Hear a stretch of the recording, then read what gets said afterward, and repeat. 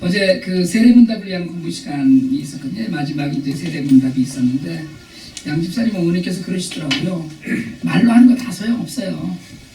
돈을 보여야지 이러시더라고요. 그러면서 한국 가면 그 같이 동호회 하시는 분 중에 정말 좋은 여자분이 계셔서 그분 교회를 나가시겠다고 그러시더라고요. 말로 아무리 잘해도 소용없고 그렇게 살아야 된다고 힘주어 강조하시면서 제가 어제 굉장히 은혜를 받았어요. 어머님이 어제 내 설교를 저렇게 다 외우고 다니셨지 뭐 이런 생각이 들고요. 조금 더 오래 공부할 걸 그런 생각도 들고 그랬습니다. 더 배울 게 없으신 내용을 얘기하셨는데 입으로 100번 하는 거 소용없다. 삶으로 보여줘야 된다는 거거든요. 참 감사했고 그런 생각이 들어요. 황정자 성도님 말씀대로 우리가 살아야 된다. 살기 위해서 우리에게 필요한 것이 있다면 바르게 알고 살아야 되고 그리고 은혜로 살아야 된다. 그래서 오늘 새해 첫 주일인데요. 우리 오늘 그 금년도 표를 베드로후서 3장 18절에 있는 말씀입니다. 우리 주님이시며 구주이신 그리스도 예수에 대한 지식과 그의 은혜 안에서 잘하십시오. 이거거든요.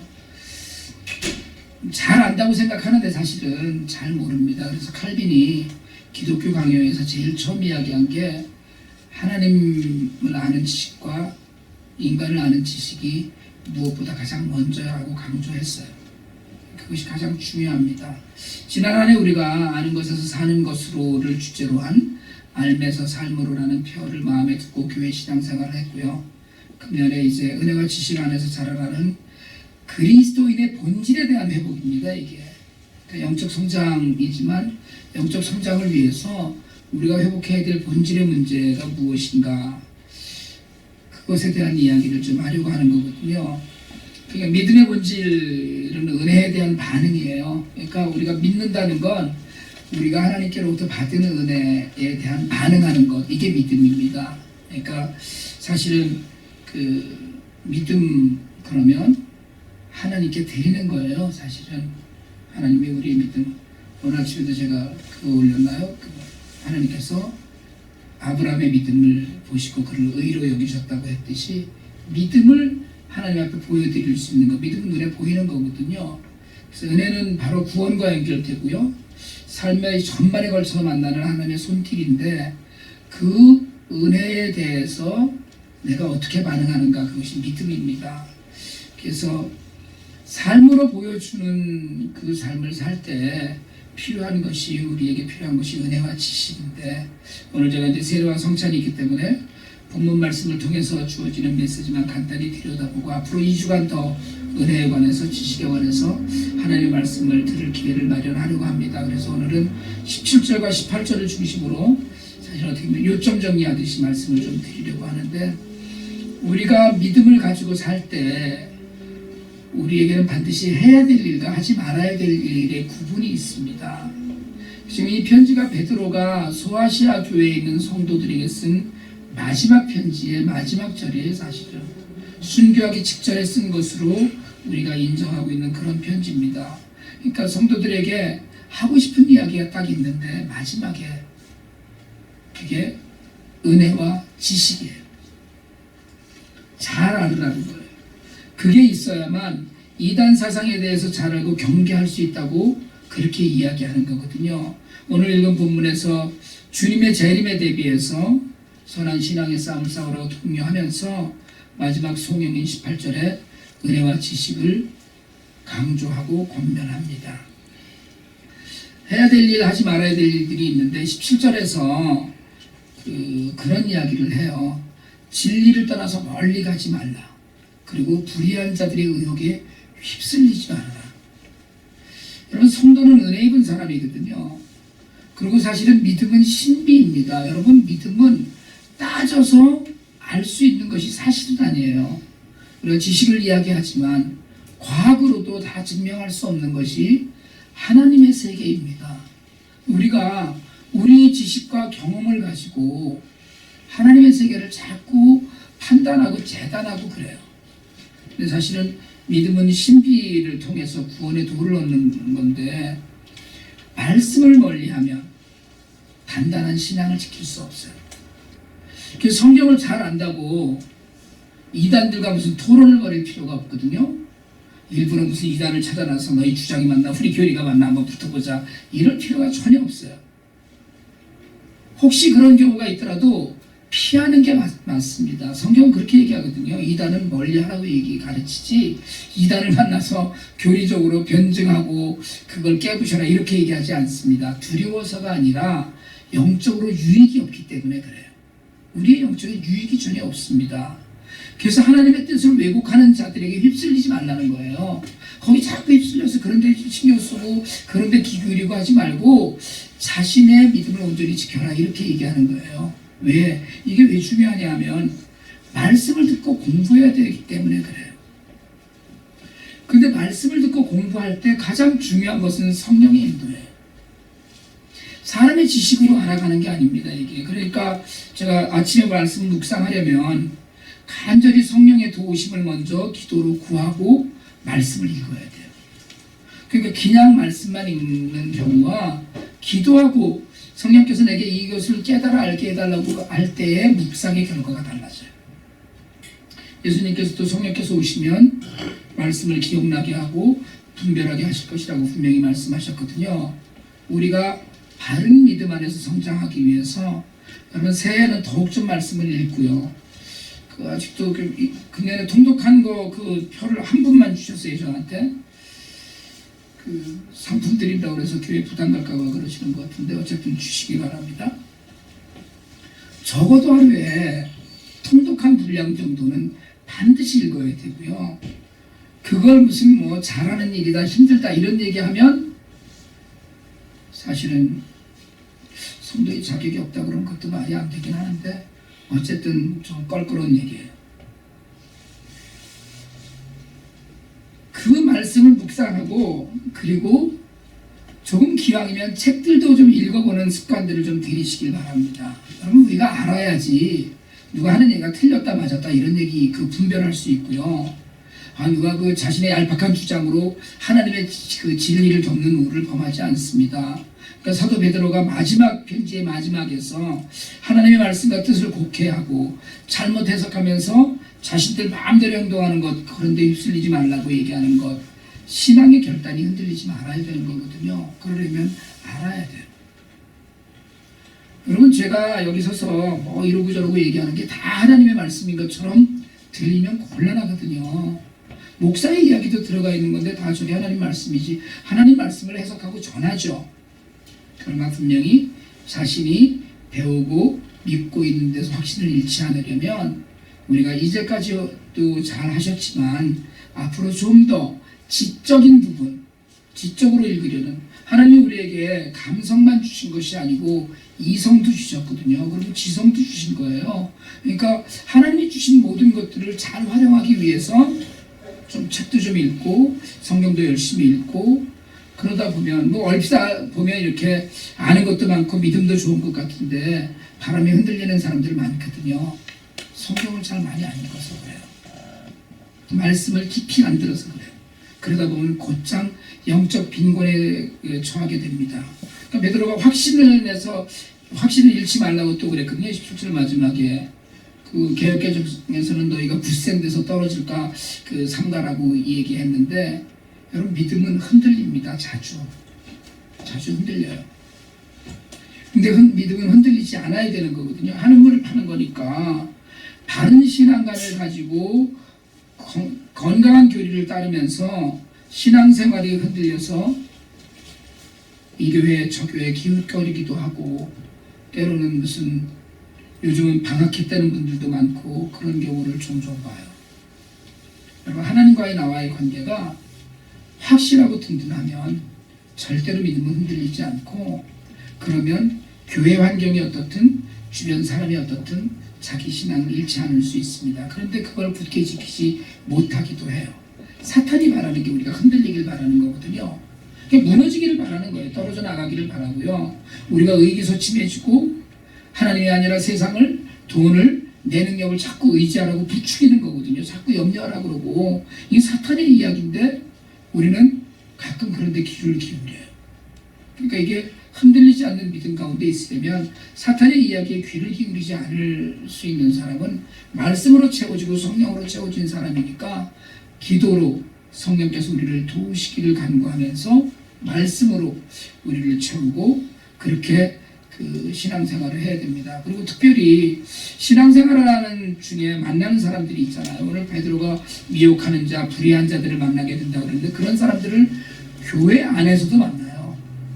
교회 안에서도 말씀이나 이런 것들 또는 교회가 가고자 하는 방향 이런 것들에 자신들의 주장을 서는 사람들이 있었다는 거예요. 수아시아 교회에. 그러니까 거기에 오랜 믿음의 연륜도 있는 것 같고 참 많은 지식이 있는 것 같은데 하나님과 상관없는 이야기를 하고 하나님과 별로 깊은 관계가 아닌 듯한 삶을 살면서 성도들을 흔드는 사람들이 있으니까 그들의 유혹에 넘어가지 말라. 이게 지금 베드로가 수아시아 교회 성도들에게 우리에게 하는 말씀입니다. 여러분 할 수만 있다면 인생을 단순하게 사세요. 복잡하게 살지 마십시오. 제가 무지하게 복잡하게 인생을 살다가 정리한 사람이거든요. 여러분 그냥 교회, 직장, 집 이것만 알면 돼요. 다른 거 더 알 거 없습니다. 제가 가끔 그렇게 자랑을 했거든요. 나는 옛날에 도서관 가는 길밖에 몰랐어 뭐 이러고 그랬더니 정말 인생을 그렇게 어떻게 불쌍하게 사느냐. 전혀 불쌍하지 않아요. 단순하게 살면 정말 괜찮습니다. 그리고 만나는 사람들도 사실은 뭐 그런 얘기 하잖아요. 장로 목사는 전도할 사람이 없다고. 믿는 사람만 만나는 거예요 그냥. 그러니까 우리 교회 분들도 보면 다 전도를 못하는 게 이분들이 믿음이 너무 좋아서 그런 거예요 지금. 예? 이거 그냥 그래도 믿음이 좋은 사람, 전도 안 해도 되니까 믿음 좋은 사람들하고 만나세요. 건강한 믿음 있는 사람들과 함께 만나시길 바랍니다. 여러분 이게 굉장히 중요해요. 혹시 이 자리에 결혼 안 한 사람 몇 사람 없구나 손가락에. 앞으로 누굴 만나도 꼭 믿는 사람을 만나시길 바랍니다. 정말 할 수만 있다면 믿음이 좋은 지체들과 자주 만날 수 있길 바랍니다. 그래야지 신앙의 건전한 대화와 지식 가운데 자기가 영적으로 성장해요. 자꾸 영적으로 까먹습니다. 제가 이제 목사가 되고 난 이후에 친구들이 이렇게 가끔 몇 차례 모였거든요. 모이는 데 가면 친구들이 껄끄러워하는 거예요. 그리고 저더러 안주만 축낸다고 자꾸 부탁을 하고 그러다가 이제 서서히 끊어져서 전혀 안 만나는 거예요. 물론 뭐 가끔 연락은 하죠. 연락도 하고 교회 나가라고도 하고 뭐 교회 나가는 친구들도 있으니까 그렇지만 여러분 꼭 믿는 지체, 믿음 있는 사람, 건강의 믿음을 가진 사람들과 함께 하시기를 바랍니다. 그게 내 영적으로 좋아요. 그래야 건강한 믿음이 평안을 가져다 줍니다. 믿음이 흔들리면 마음이 불안해지는 거거든요. 믿음이 흔들리면 영적으로 정말 우리가 넘어지기 쉬워요. 꼭 그런 의미에서 건강한 믿음의 모임들을 늘 가질 수 있길 바랍니다. 그리고 베드로는 자신의 편지 말미에서 하지 말아야 할 일로 흔들리는 믿음을 경계하고 그 유혹을 경계하면서 우리에게 영적 성장을 권해요. 첫 번째로 예수 그리스도에 관한 지식에서 자라가라고 합니다. 좀 알라는 거예요, 자꾸. 여러분, 바른 지식이 바른 진리로 우리를 이끕니다. 진리는 변하지 않는 것인데 그걸 바르게 알 때 우리에게 진리로 와닿지 잘못 해석하면 이단으로 가는 거거든요. 그러니까 그리스도에 관한 풍성하고 충만한 지식, 이게 많은 노력을 통해서 얻어져요. 노력하지 않고 저절로 얻어지지 않습니다. 제가 계속 드리는 말씀이고 뭐 앞으로도 계속 귀에 못 박히도록 들으실 말씀이지만 여러분 성경 읽으세요. 통독을 빼지 마세요. 그래도 지난 1년 동안 우리가 어쨌든 얼추 창세기 1장부터 그 요한계시록 22장까지 쭉 한번 갔잖아요. 여러분 이게 정말 중요합니다. 일생 동안에 자기 나이만큼은 성경을 읽어야 돼요. 그리고 하나님 앞에 가서 서야지. 뭐 하다 왔냐? 그러면 유튜브 보다 왔어요. 요새 또 저희는 유튜브에 개 키우는 유튜브만 보거든요. 그러면 여러분 유튜브도 좋고 그렇지만 정말 책을 읽으세요. 1년에 100권은 안 되겠지만 한 달에 한두 권 정도는 책을 좀 읽으셔야 되지 않겠어요? 책이라면 난 깡통이다. 이게 그래갖고 출판사들 지금 망하고 막 이러는데 교포서원도 지금 장사가 안 돼서 막 그러고 있더라고요. 유식한 척을 하기 위해서가 아니라 16절에 얘기했듯이 무식을 면하기 위해서라도 여러분 책을 가까이 하시길 바랍니다. 바르고 균형 있는 신앙생활을 위해서 꼭 필요해요. 좋은 정보를 얻기 쉬운 세상이지만 여러분 책이 주는 유익은 구글과 유튜브가 절대 줄 수 없습니다. 제가 부지런히 우리가 좀 그 저스트 쇼업이라도 하려고 애쓰는 것은 그게 너무 좋은 기회이기 때문에 그래요. 근데 안타깝게도 어른들이 시간을 내지 못해서 이걸 지금 못하고 있는데 사실은 여러분 시간을 내려고 마음먹으면 얼마든지 낼 수 있습니다. 시간을 여러분들이 안 내고 있는 거예요. 성경을 안 읽는 것도 책을 안 읽는 것도 시간을 안 내고 있는 거예요. 공짜로 거저 읽게끔 책 주고 한다고 그러는 것도 안 하는 거거든요. 못하는 게 아니라. 여러분 새해에는 결단을 좀 바꾸시길 바랍니다. 책을 안 읽겠다는 결단 말고 책을 좀 읽겠다는 결단으로 제가 그래서 매달 2권씩 책을 좀 추천을 해보려고 그래요. 여러분들이 좀 아시겠지만 19일부터 우리가 새가족반을 굉장히 얇은 책으로 한번 할 거거든요. 그리고 난 이후부터 계속 책을 가지고 저희가 오후 성경 공부, 주일 오후 성경 공부를 좀 하려고 하는데 저스트 쇼가 달리 다른 방향으로 좀 하려고 하는데 여러분 그게 필요해요. 여러분 어려서 바다에서 자란 아이들이 수영 선수가 다 되는 게 아니거든요. 수영 선수는 정해진 규격에서 훈련받은 사람이 됩니다. 오히려 바다에서 어려서부터 했던 사람들이 폼을 못 잡아서 선수가 못 되는 경우가 너무나 많아요. 호흡이라는 게 있거든요. 그냥 찰싹이는 파도를 타는 사람과 수영장에서 훈련을 받은 사람은 사실은 호흡의 길이와 깊이가 다릅니다. 이게 굉장히 중요해요. 우리가 사실 뭐 CCM이나 복음성가를 폄하하는 건 아니지만 CCM이나 복음성가를 하던 사람들이 긴 찬송가나 긴 그 명곡들을 소화하기가 굉장히 힘들어해요. 호흡이 딸려서 그렇습니다. 그게 책을 읽는 건 호흡을 깊이 하는 거예요. 그러니까 반드시 그런 성경과 함께 책을 읽는 사람은 신앙의 호흡이 깊어져요. 그래서 우리 교회 성도들이 책을 좀 많이 읽고 그게 삶으로 향기처럼 드러나는 그런 은혜가 우리에게 있기를 축복합니다. 잘 분별하는 지혜는 바르게 쌓은 지식에서 와요. 마지막으로 신앙의 핵심은 베드로가 이야기하는 신앙의 핵심은 은혜예요. 당연한 얘기지만 성도는 부르심받은 구원받은 자들이거든요.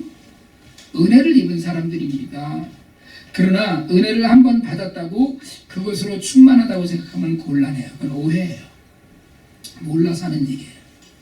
은혜는 우리의 삶을 인도하고 은혜는 우리의 행함의 바탕입니다.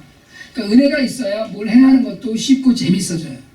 은혜가 구원의 기본이거든요. 그러니까 은혜 받은 사람은 하나님의 덕을 선전하고 하나님의 영광을 드러내지만 생뚱맞은 사람이 하나님의 영광을 드러낼 수는 없습니다.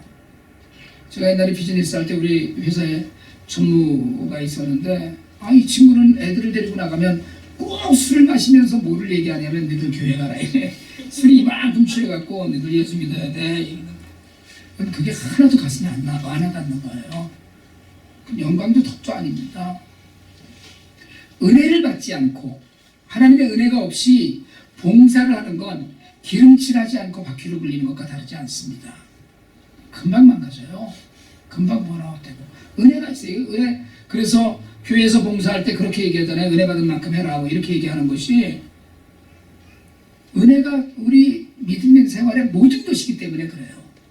근데 은혜는 어떻게 받고 어떻게 합니까? 그게 구원의 감격이 일단 은혜예요. 내가 감사하고 있는 삶이 은혜 받은 삶이에요.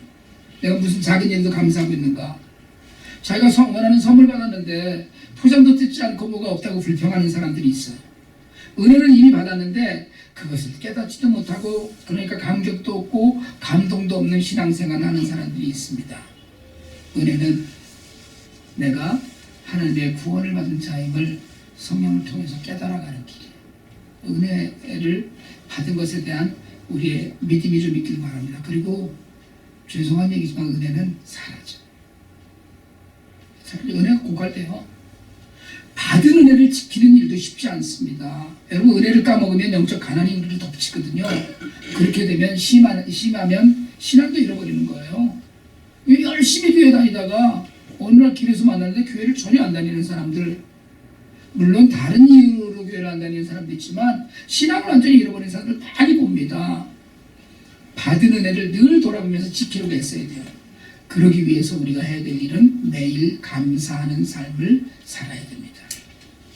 여러분, 하루에 요즘은 뭐 일기장 쓰는 분들이 없지만 하다못해 정말 그 컴퓨터에라도 아니면 뭐 전화기에라도 써보세요. 하루에 5가지만 감사한 일들을 적어보시길 바랍니다. 꼭 해보세요. 매일 5가지씩 감사를 찾아야 되잖아요. 그러니까 저는 어저께 아침에는 강아지가 드디어 화장실에 가서 똥을 눴다.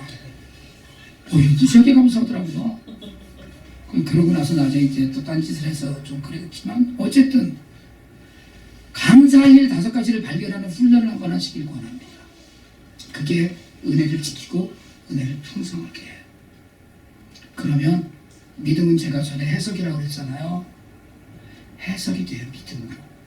내 삶에 일어나는 모든 일들이 하나님의 은혜로 해석이 되면 그게 믿음이 돼요. 권사님 아파갖고서는 도미니카도 못 가고 병실에 누워갖고 아이고 내가, 그런데 그걸 하나님의 은혜로, 하나님께서 내게 주신 기회로, 이게 은혜이고 믿음이거든요. 그게 감사의 제목이 되는 거예요. 오늘 드디어 감기가 걸렸다. 죽지 않아서 감사하다. 여러분 뭐든지 찾아보세요. 오늘 퇴근길이 10분 빠르게 들어왔다. 다 있어요. 얼마든지. 그게 다 은혜 안에서 녹아지는 감사로 드러나면 교회 안 다니셔도 돼요. 그러면 그냥 곧장 천당으로 가시면 돼요. 앞으로 계속 말씀드리겠지만 금년 안에 우리가 은혜 안에서, 지식 안에서 영적으로 성공하고 성장하기를 원합니다. 정말 우리의 믿음이 큰 나무처럼 자랐으면 많은 이들을 품을 수 있어요. 많은 이들이 안식이 되고 위로가 되죠. 그렇게 자라는 우리 모두가 되기 위해서 지적으로도 그리고 신앙적으로도 자꾸 자라면서 그걸 지켜나가는 우리 모두가 되기를 주님의 이름으로 축복합니다.